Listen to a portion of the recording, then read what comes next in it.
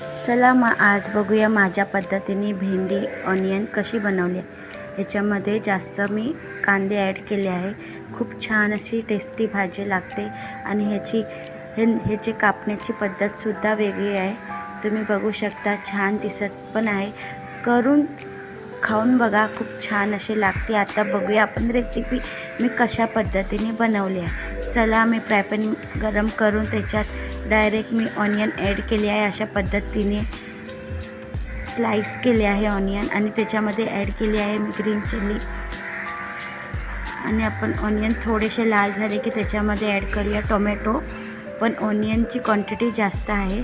आपण सगळं मिश्रण मिक्स करून घेतल्यानंतर हळदी आणि मी चवीपुरते मीठ ॲड केले आहे. बघू शकता, त्याला टोमॅटोला मी स्टीम दिला आहे 2 मिनटं टोमॅटो हलकासा शिजण्यासाठी. आणि अशा पद्धतीने भेंडी कापून घेतली आहे. स्टीम दिल्याने टोमॅटो थोडा लवकर शिजून झाला आहे. आता मी मिक्स करून घेत आहे. ह्याच्यामध्ये मी कापली होती ती भेंडी ॲड केली आहे.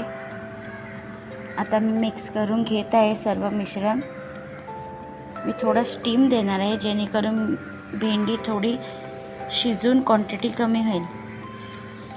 बघू शकता, भेंडीला वाफ दिली आहे 2 मिनटं झाकण लावून आणि भेंडी आपली शिजून थोडीशी साईजमध्ये कमी झाली आहे. आता आपण मिक्स करून घेत आहे भेंडीला.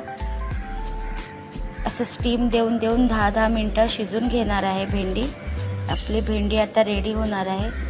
आजची रेसिपी माझी कशी वाटली भेंडीची, अशा पद्धतीने करून बघा. खूप छान टेस्टी लागते भेंडी. मिक्स करून घेत आहे. माझा यूट्यूब चॅनलला लाईक, शेअर, सबस्क्राईब नक्की करा.